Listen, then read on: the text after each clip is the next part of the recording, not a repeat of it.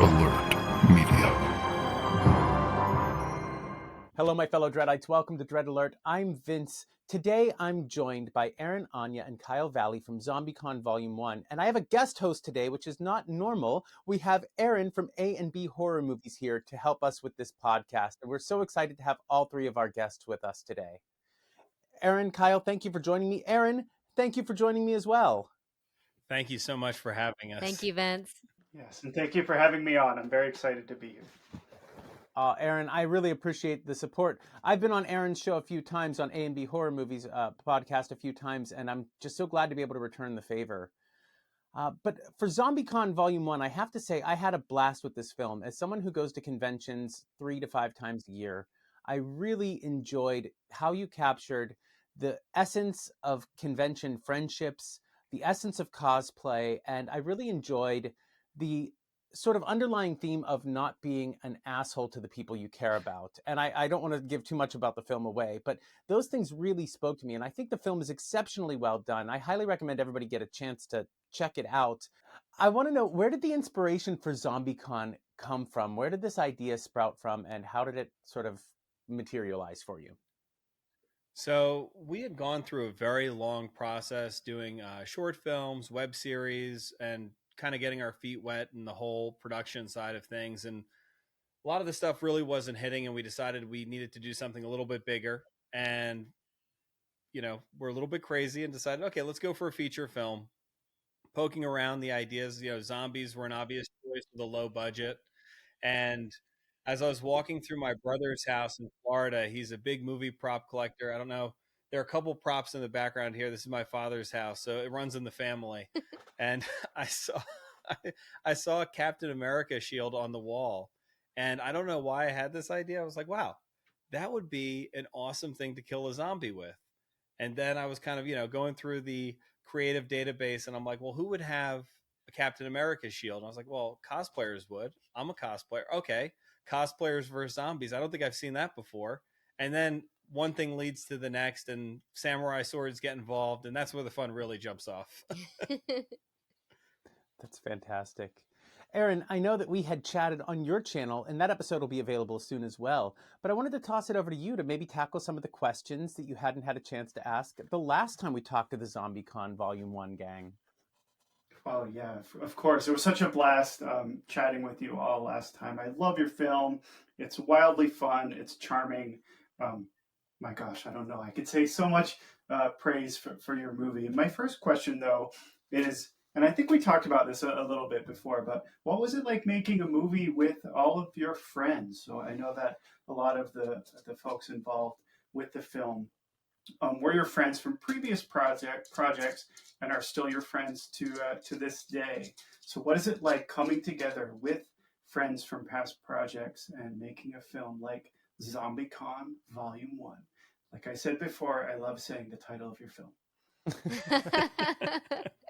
Well, thank you so much. Yes, to start with. I love hearing it. So please feel free. Yes. Oh my gosh. I would say production wise, and then also as an actor, being able to act with your friends, both of them, I'm going to give a soaring A+ to. It is always amazing coming in on a new film, web series, whatever it is, and meeting cast and crew, and you become tight knit super fast because you're living at this crazy chaotic life, like super crunched in together. But when you already go in and you're friends and you have that close dynamic and you have a really good rapport and your communication is like faster and that trust is there as well. From the production side, I think it makes it a little bit easier because you don't have to beat around the bush at all in the beginning. You can like say it like it is and everyone falls into a rhythm faster. And as an actor, thank goodness, other than I would say Manny's character who plays Rocket, everyone's kind of similar in a lot of ways to their character. Manny's the nicest guy in the world. Rocket is going through his possible slight asshole phase in a lot of this film. But it really helps when you're really good friends with the people that you're acting with because you just, again, with like production, you have that rapport and it just makes everything easier and feel deeper and richer faster, I think.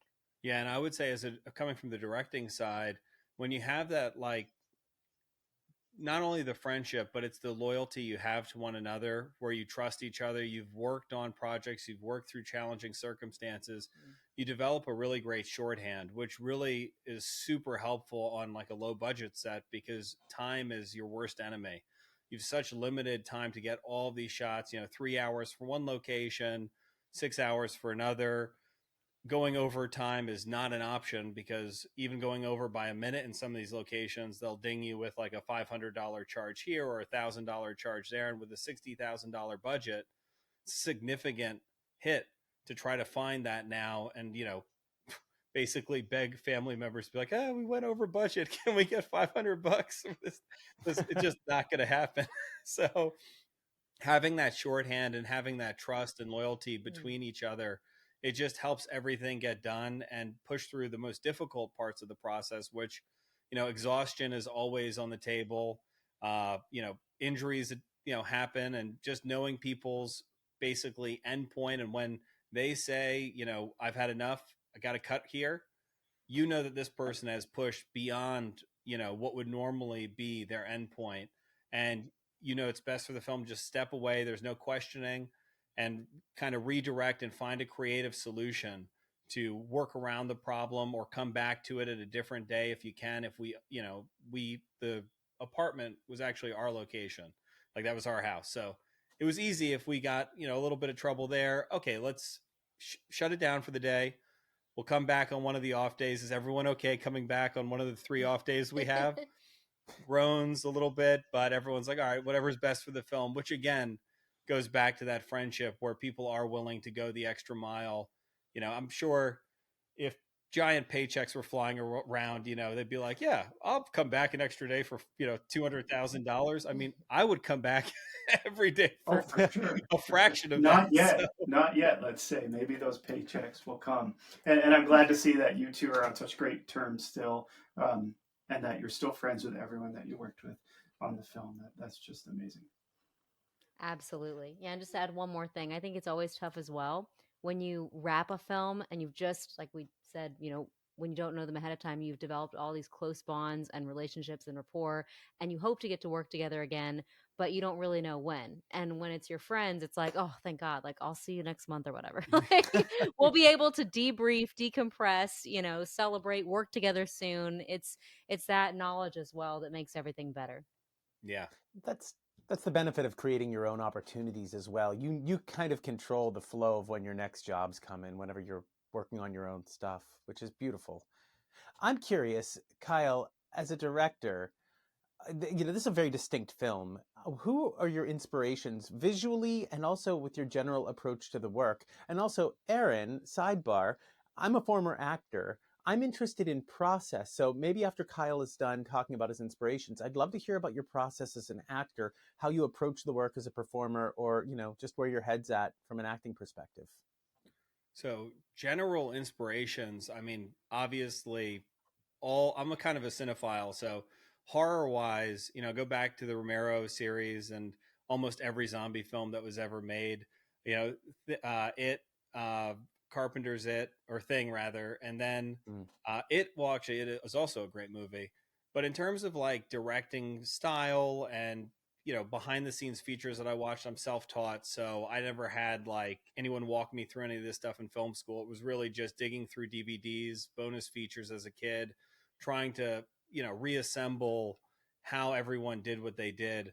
I would have to say on the top of the list is probably like a James Cameron in terms of visual stylistic element, especially, in the tunnel scenes. I don't want to give anything away, but that, very vibrant red lighting. I feel like internally, while it probably wasn't intentional, in the back of my brain, I was really thinking about that scene in Aliens, where Hudson goes down and the aliens come through the ceiling, and it's that great firefight, and they crawl then through the tunnel scenes. Vasquez pulls out her side piece, and her and Gordon, evaporate themselves with the awesome grenade. I feel like I watch that movie, obviously I watch it every year a couple times, and I kind of put the pieces together, and I'm like, I'm pretty sure that directly inspired the lighting for that scene, unintentionally at the time, but that movie's so baked into my psyche that I'm sure it had a lot to do with it. Apart from that, a Robert Rodriguez in regards to the way that, he developed his entire basically film catalog and where he started, Rebel Without a Crew, showing that it was really possible to do it all, not necessarily by yourself, of course, but to take on that many hats and to do that many things and to do it successfully was a great place to know, okay, it's not like I'm breaking totally new ground here. This stuff has been tried and tested. It gives you a little bit of a blueprint to follow. And in regards to other directors, obviously the big ones, Spielberg, Kubrick, but I feel like that's, anyone who watches movies, some of the best movies ever made, like the obvious things in terms of like off-key directors.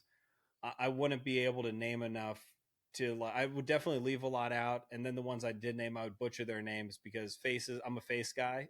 Names are not my strong suit. But yeah, I think that would be that'd be the first couple layers of the onion. And we'd be sitting here all day if we went to the interior of the onion.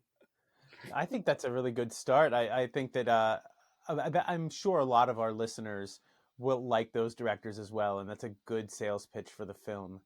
Erin, how about your acting process? How did you approach the role, and how do you approach acting in general?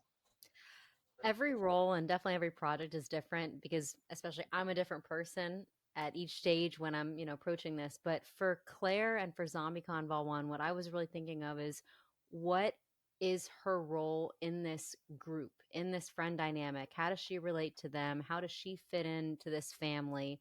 And with each of the scenes, even where, as a producer and co writer, where is her role taking the story? What is its purpose? And not, looking at it from that angle, which, usually maybe I would dive more into the acting to begin with, but kind of looking at it from a top down in that regard.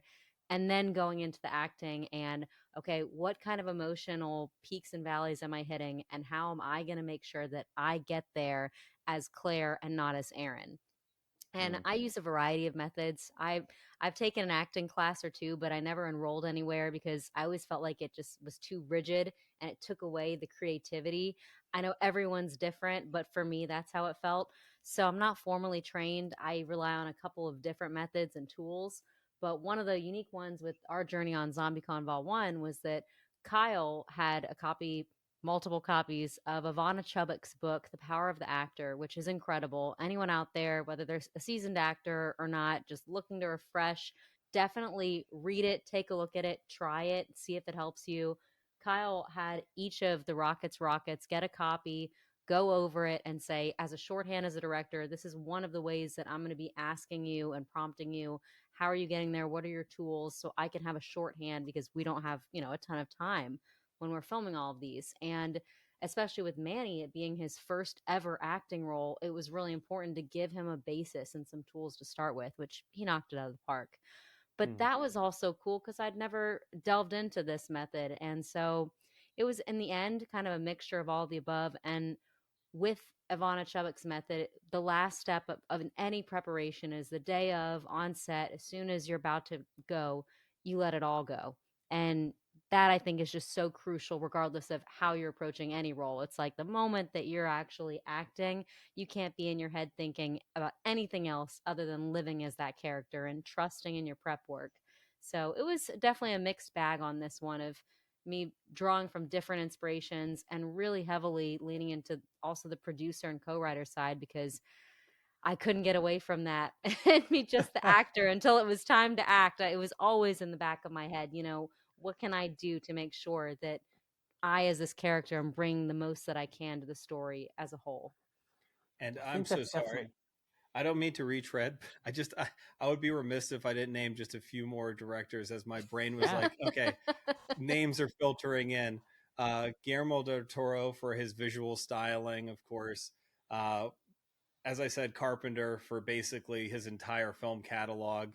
And of course, Tarantino for his usage of dialogue in all of his films and also they're beautifully shot.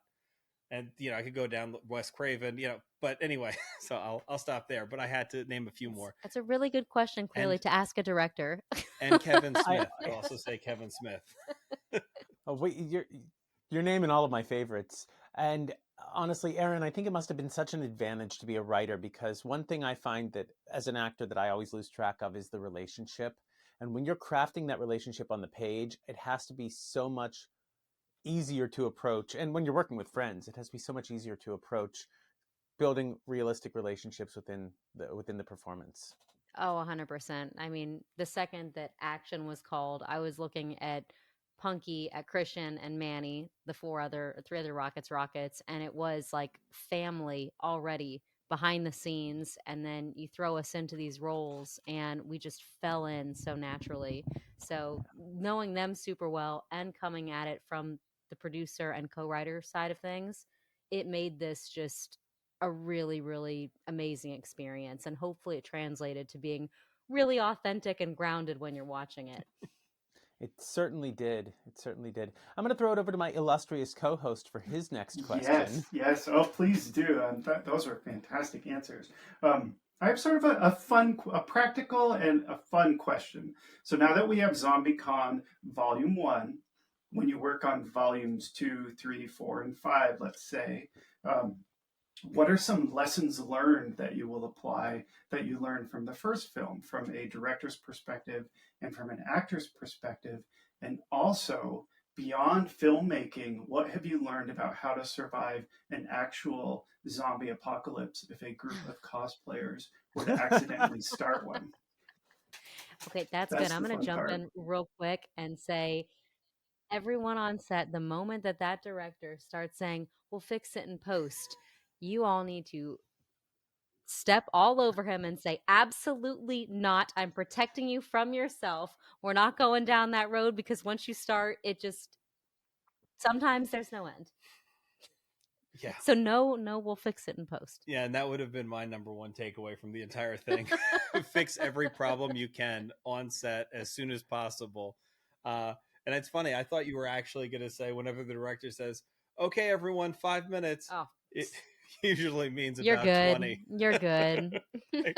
Don't fret. Don't stress. Finish your coffee. Like, finish your conversation on the side. Whatever you're doing, you got at least like 10 to 15. But nod. Always make the director know. Absolutely. 5 minutes, you got it. I'm going to be there.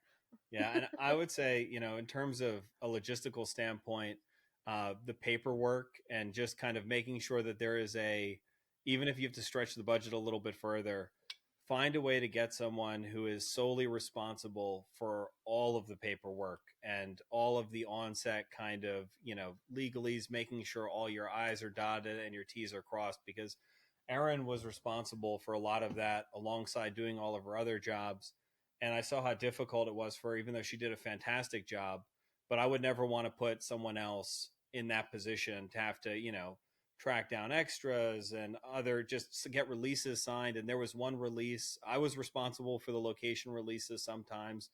And we sweated for a long time getting a location release for the Anime Con hall scene, because we had tried to get as much done ahead of time as possible. But the gentleman who we rented the set from, or the location from rather, he, for whatever reason, didn't want to sign anything until money was in hand, which is understandable given, the level Indie of production filmmaking. we're working with. And he signed it on set that day. And I very carefully folded up the paperwork and stuck it somewhere. And after about, a month of literally ripping apart our entire house, trying to find this piece of paper as we were kind of netting up all the stuff for the lawyers, I got desperate because I couldn't find it, and I couldn't find the gentleman again either. He had left the space, so I didn't know where he was. He had no social media presence, and I was like, I'm gonna have to hire a private investigator to find this guy because I don't know where he is. And I opened up, I was like, maybe it's in the camera case. Maybe. I opened it up, and with the laser pointer that lets you measure distance, it was folded up underneath that one tool that I hadn't pulled out of the case in literally like 6 or 7 years. And I was like, I got it. It's right here.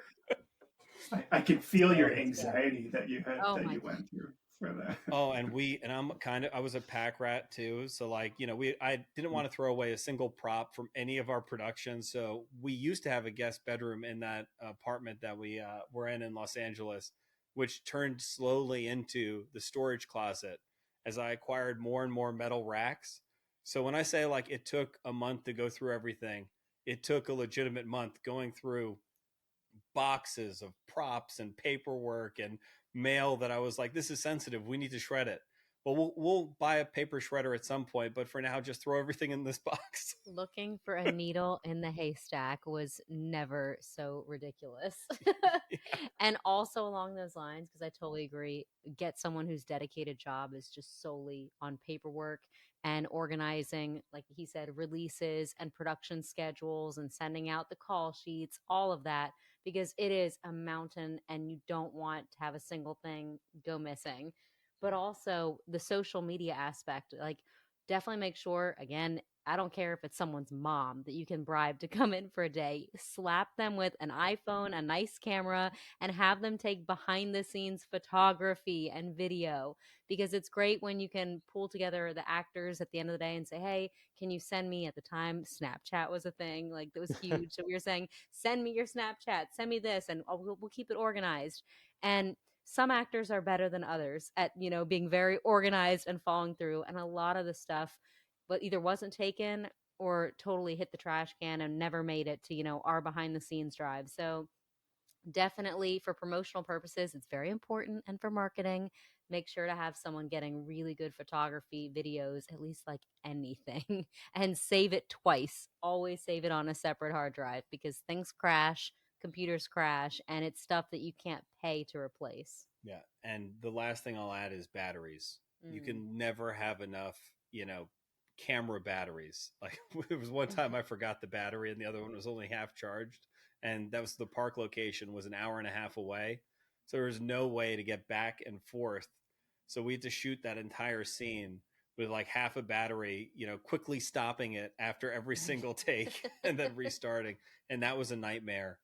And the Ronin had its own battery issues. Two of the batteries, even though they were licensed from DJI, were they were ineffective and they wouldn't power the gimbal. So they'd run power through the gimbal, but the yoke would just, flop everywhere it would go. So for a lot of the film, I'm holding the camera with my teeth while it's in the yoke to try to get, camera moves and stuff. So batteries. And a lot of his shots in ZombieCon Volume 1 are very purposeful, of course. But it is funny when we're listening to a lot of the reviews now and they're like, oh, this specific shot, he was really going for this. And I know, like, that specific day, right, the yoke was not behaving. And it's like all he could do to get the shot and to frame it in a creative way. But that is also just filmmaking and directing in general. You have to make it work regardless of the chaos, and everything is chaos. Everything's going wrong. Right. And a lot of things, right, overcoming those challenges, as long as you do it with a good attitude and creatively, sometimes turn into happy accidents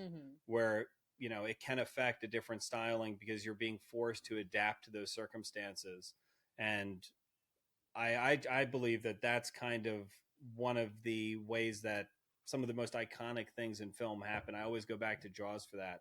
It's like if the animatronic shark worked for all of Jaws, we would have had a totally different movie.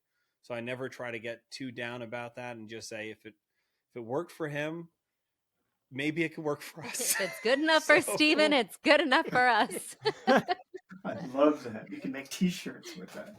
Yes. It is interesting how contact with reality becomes like another collaborator on your project. I can think of a number of times where David Lynch called it room to dream in some ways. You take your time and you allow yourself to be inspired by your limitations. I love hearing that on-set story. That's another director I would add to that list from earlier. Honestly, he was, when I directed theater, he was the biggest influence I had, or biggest influence on me, just lighting wise, how dramatic everything was and how obtuse everything is. I don't write. So, and I'm sitting with writers here, so I have a lot of respect for that. But I don't write, but boy, as a director, he was just at the centerpiece of my artistic vision. What a loss this year. I know. He was a true visionary, and the way he did his entire creative process, I've seen a lot of, I try to watch as many, like I said, a lot of behind the scenes features and as many interviews as I can snack up on the internet now, especially with YouTube, makes it so much easier. Oh yeah. But just his process with his little art studio and the way he attacked his creative work was extremely unique. I've never heard of anyone, who directs, who handled the creative side of it and kind of forging into it in the same sort of way that like almost a painter kind of grapples with a canvas type, very like, I don't know, it was very artistic, his mentality. So it was very big loss. Yeah.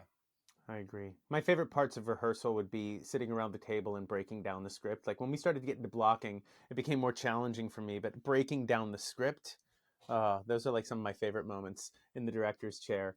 And if you want a treat, as of the time of this recording, David Lynch's Complex, 3 Properties, is on sale right now, and it's on Zillow, and you can see inside his home, Oh including my his God. screening room. Yeah, he bought the house from Lost Highway. It's beautiful. Go check it out. Just a little cherry on top of those interviews you're going to be watching. I never need an Um, excuse to go on Zillow and go surfing, so now I have an even better one. Right. it's my wife's guilty pleasure too. She's like, "You have to get on there." I was like, "I don't have time right now," but yeah, no, it's beautiful. Um, I bet they just won't be having changing any open gears. houses.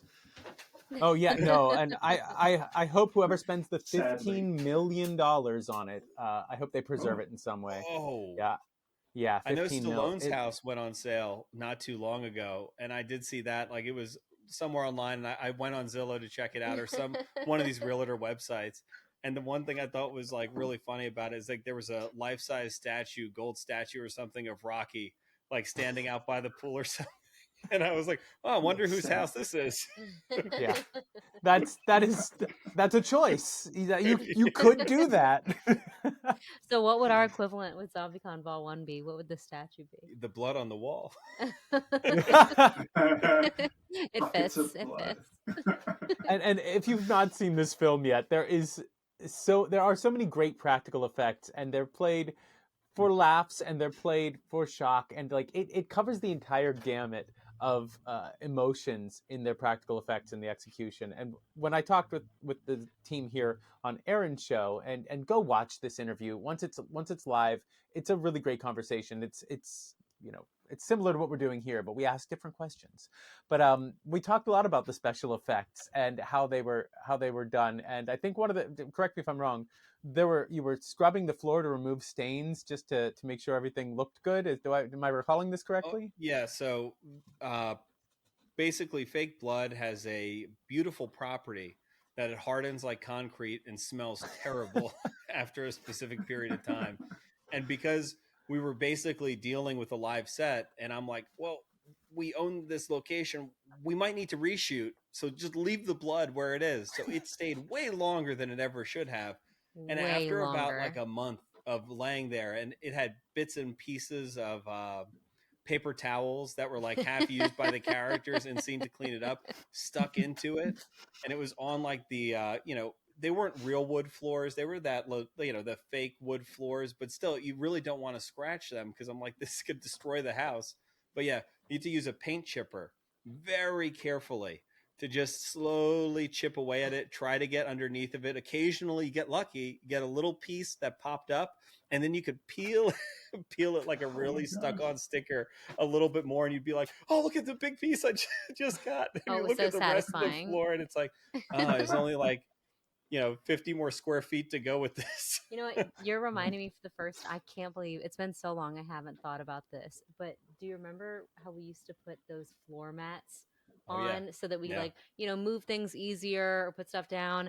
And on some of the areas where we put the floor mats down, those like foam floor mats It was the EVA floor foam mats that like you'd use for for a cosplay. gym or for So yeah, we cosplay, had a ton of extra we ones. hadn't bothered to clean the blood off underneath there for whatever reason. I didn't know God it was there. knows. I didn't know it had seeped And underneath. so, like, right, we would be uncovering like patchworks. Well, where it'd as be you ripped still up those there. floor mats, and that happened years later, I was ripping up these floor mats, and chunks of the floor mat were just stuck to the Yeah. floor. Yeah. So That's what made me think of were it because you said glued. the paper towel little bits, and I'm like, wait a second, that was nothing compared to the big floor I mat. forgot about that. Yeah, it was awful. Because we would Oh put my a couch or something on top of it, and we had no idea it was under there, and so it was disgusting. I've never used fake blood and let it sit on. So obviously you're mopping a stage when you're doing performances every day, but we did find some costumes in storage that after a few years that were fairly concrete-esque at that point. So I have a lot of empathy for this. Erin, I think we have time for one more question from each of us. Did you want to take a crack at something? Yeah, absolutely. So you're, like I said, your film is a lot of fun. There's a lot of humor in it. So my question for you is, why do you think comedy and zombies work so well together? Shaun of the Dead, Zombieland, ZombieCon Volume 1. What would you say to that? And then I also want to throw in, what was your gateway horror movie? What got you into horror movies? So I cheated there. I added 2 questions. But Go for comedy, it, man. zombies, and gateway horror.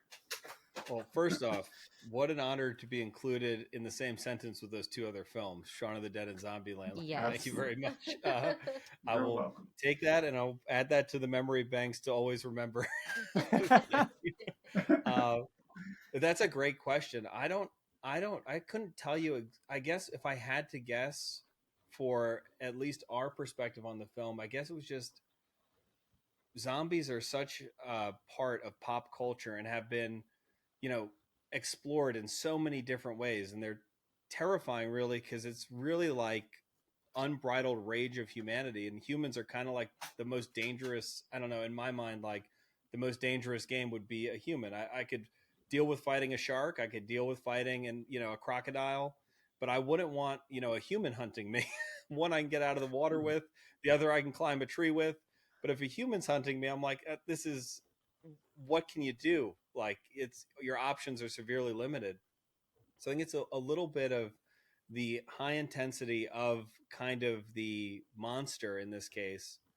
And then the way that they've been dealt with, it's just, I think my first thought, at least, was that like you can't really reason for most zombie films. You can't reason with the zombies, and it's almost like they were a human. They're no longer human. They still look kind of like a human, but there's nothing going on upstairs where you can reason with them. If you get turned into a vampire, like there's still apparently some intelligence there. There's still the personality there. A werewolf, when they're a werewolf, you can't. But other than that, they're kind of human. With a zombie, it's like they're just mind-blowingly violent and hungry, and they're not stopping until they're trying to get to you at their own detriment, right? But there's no reasoning with them. I don't know, that was the first thing that I thought there. Yeah, and that's a really good question, because I don't know why it works. It just seemed to, I guess, also, especially in that first attack scene. I'm trying not to give anything away, but that first attack scene, the characters are naive to what's happening. Mm-hmm. And with the human body shape, it's like, well, this could be a person. Is it a person? Is it a zombie? So it kind of plays into the, did we just kill a real human? What's exactly happening? Are we all going to be arrested for murder? Small questions. Yeah. Yes. Yeah. Trivial. Then, the second part it's like in Shaun of the Dead when they say, "Look how drunk she is." That whole scene. Yes. Yeah, It's like, exactly. yeah, Exactly. That's the moment in your film, but just different. Perfect. Yeah, that was Yes. such a good question that you'll have to remind me the second part. Oh, what was a gateway horror? What was the movie or event or experience that got you into the horror genre, and you knew from that moment on that you wanted to make horror movies? I'd say this is, again, would be a forever long list, but I'll isolate it to one scene that gave me repetitive nightmares for, like, I'd say at least a decade. The movie in the the scene in the second Halloween, when Mike Myers is in the hospital with the hot tub, and he turns up the heat and he drowns the person in the hot tub, but like their flesh is falling off. I never was in a hospital hot tub. I was never in a hot tub or a bath that ever went that hot, but I had an irrational fear of like getting into a hot bath, like constantly, like basically it ruined any kind of enjoyment in taking a bath for the next 10 years of my life. And see, I can't believe that that's your answer, because I have some more like The Shining, and like other films, The Thing, that really got me.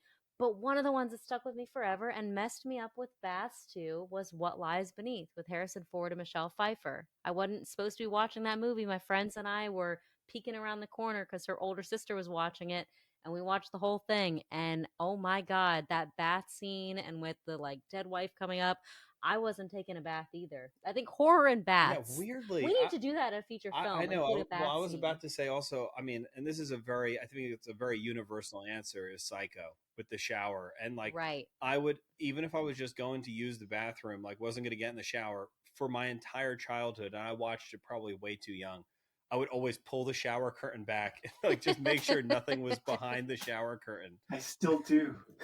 I love that you both went to horror in baths. That's I don't know fantastic.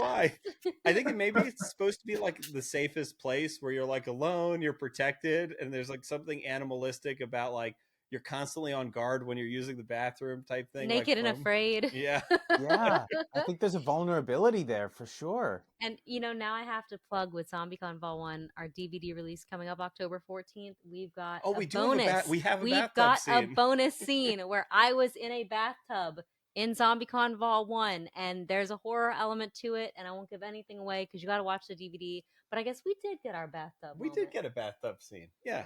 I cannot wait for this. First of all, physical media forever. If you're watching this, you're probably a physical media collector. So grab this when it comes out on October 16th, you said? The 14th. 14th, October Yes. 14th. That's fantastic. I'm so excited for this. I want to ask, before we ask the questions we normally ask most of our guests here, and there are a few that we go through, like not a rapid fire round, but there's some good ones in there. I have to talk about one thing that really stuck with me from this film, and without spoiling the film, I want to talk about the themes, because I think this film, aside from being extremely funny, aside from being surprisingly gory, and aside from being just extremely well executed, knowing the size of the team that you had and well executed in general, I want to talk about the themes. So, is there something you would like the audience to leave thinking or doing or feeling after they've witnessed the chaos that is ZombieCon Volume 1? Is there something you want them to take home with them? And then I'll maybe say what I think I see in the themes of the film after you're done answering.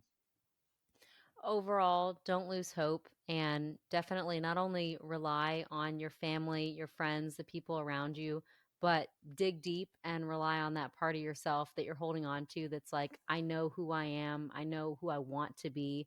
And regardless of if the world is falling apart around you, if there's a zombie apocalypse, or if you're just dealing with some really big assholes bullying you for things that you love to do, you always have that inside you, that knowledge that be true to yourself and who you really are, your passions, your friends, and you'll get through it. Yeah, and I would say to add to that, inner strength.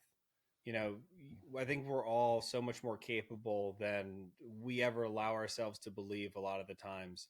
And you're really, if you believe in yourself and you have a direction that you want to go in, it may be, a group of friends that help you get there. It may be family members. It may be a community online. But at the end of the day, keep reminding yourself that you can overcome anything as long as you persevere and decide to do it yourself. And I think that, and again, I don't want to give too much away, but that ending scene, that's what I was trying to translate with that. And especially in the end, a little bit, just because you've made a mistake in your life or just because you've done something that you regret doing, it doesn't define who you are, and you are responsible for defining who you are and the actions you take in the future. And there's always a chance to basically reinvent yourself or to recover from anything that you've done, as long as your heart is there and your mind is there and you keep pushing for what end you would like to see.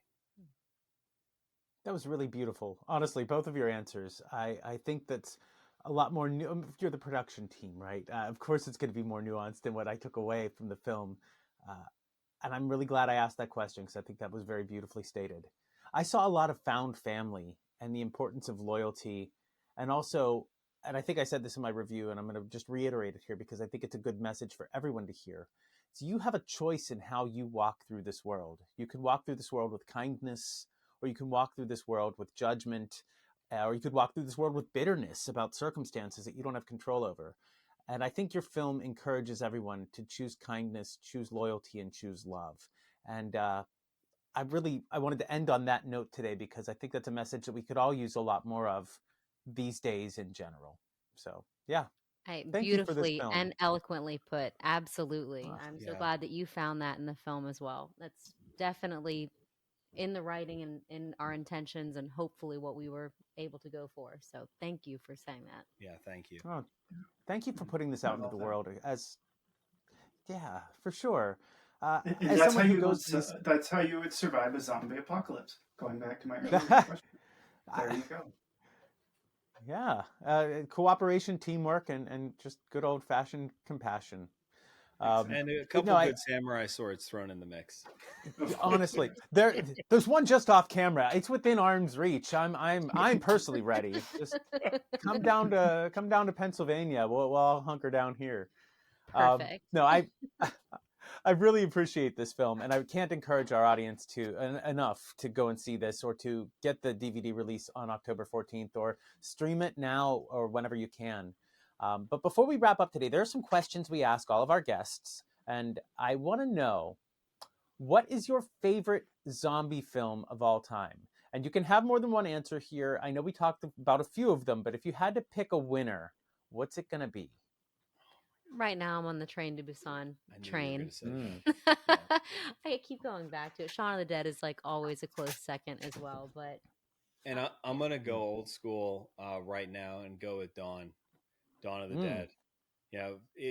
The mall motif was like, that was revolutionary as a kid. And I think a lot of that inspired kind of the utilization of available resources from the cosplaying aspect in ZombieCon. If I had the budget for a mall, it probably would have had a mall. Or to be honest, we probably would have been in a full-fledged Comic-Con and we would have been pulling, swords out of a booth or something like that.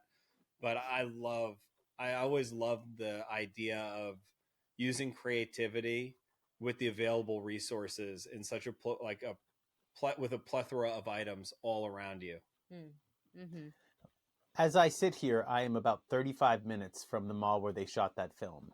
And What? I go frequently. Yeah, they actually have a Living Dead weekend at the mall, and it'll be in October. So if you reach out to me offline, if you want a piece of that escalator or something like that, they have them available. I can get one for you. Are you serious? I know you. So That is Absolutely. awesome.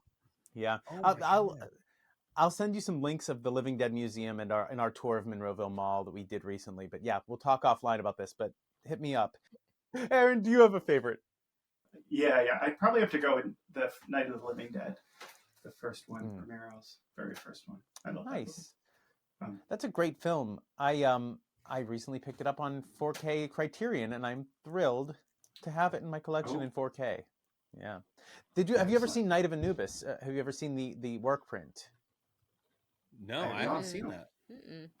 If you get a chance, it's on the Criterion collection, and it's minor differences, but it's really interesting to see Romero's work. And I know that you all from ZombieCon, the ZombieCon team, is you guys are fans of special features, so I would absolutely check that out if you get a chance.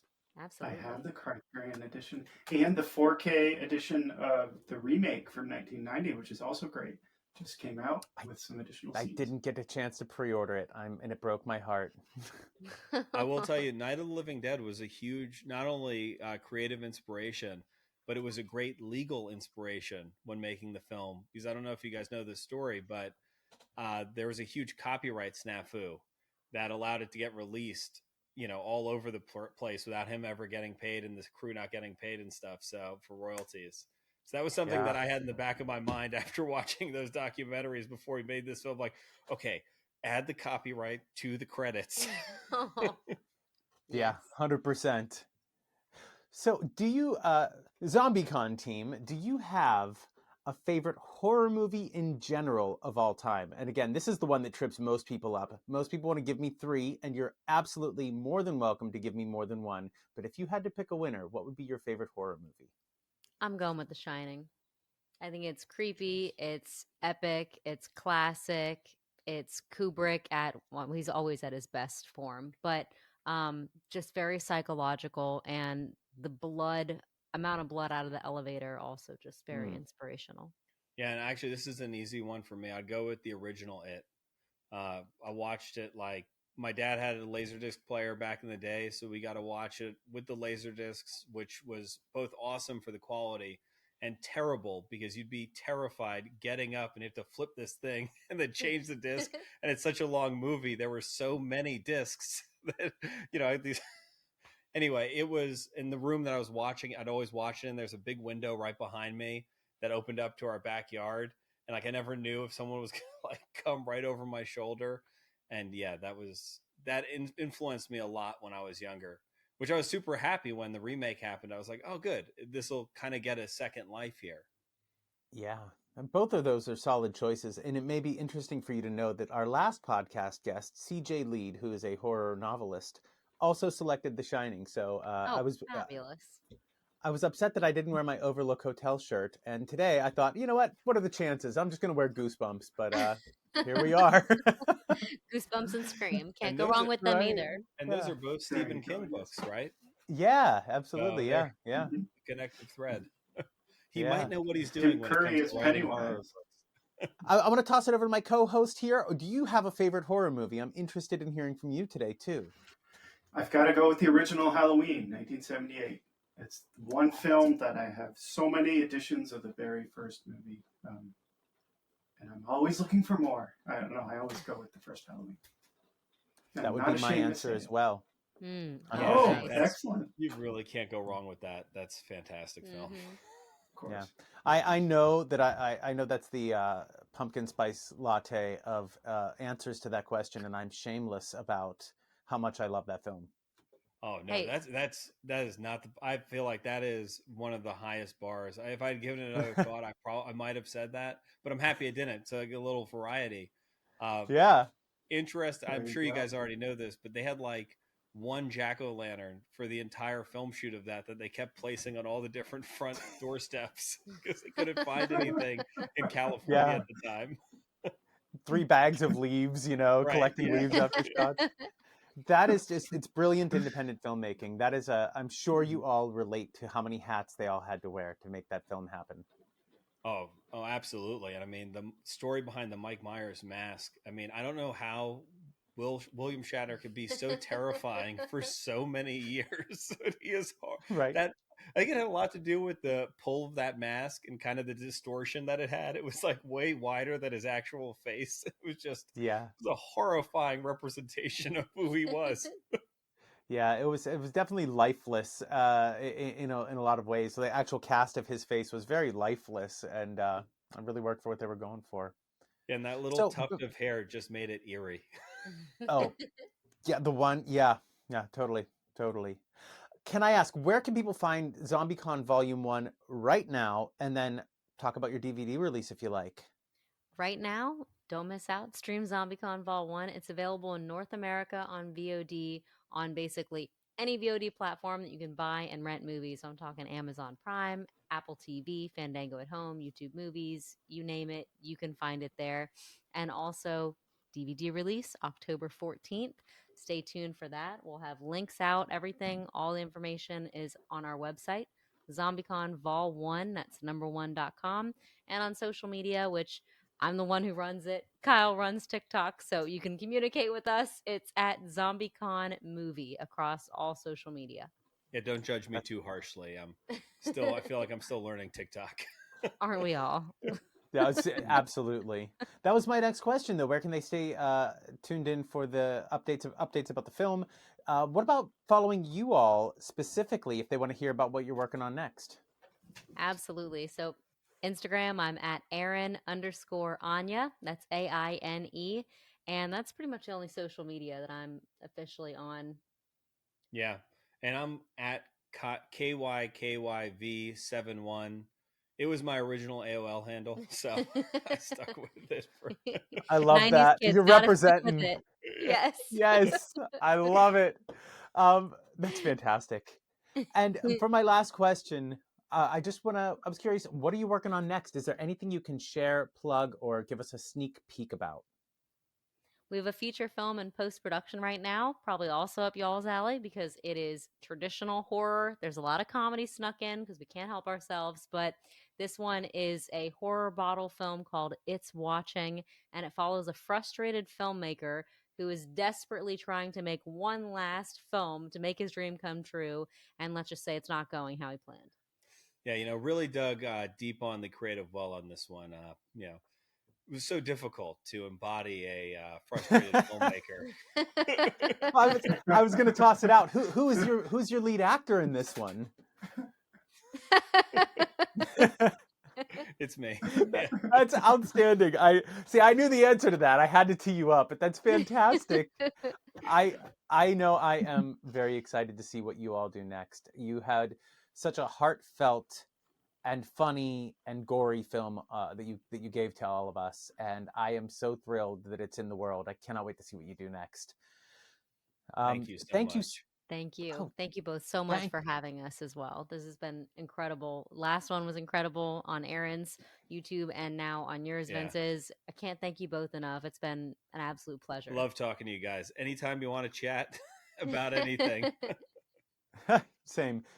I'm so glad to have you. Erin, from A&B's Horror Movies, anything that you'd like to add before we wrap up and sign off? No, just thank you, Vince, for having me on. Erin and Kyle, it's always a pleasure to chat with you. Keep us updated on your upcoming film. We'll have to do it again. Vince, you and I play off each other well, and I appreciate the invitation to come on. Had an absolute blast. We'll have to do it again soon. I certainly enjoy having you with me today. This is our first time with a co-host, and I'm so glad it was you. Kyle and Erin, anything you want to leave us on? Happy Halloween. Get out there. Go enjoy it. Cosplay is for like everyday occasion, but it is only once a year that it's the grand mecca that is Halloween. So go enjoy it. Absolutely. I absolutely love that message. Halloween is one of my favorite times of year. Thank you all so much. As always, stay spooky, my friends.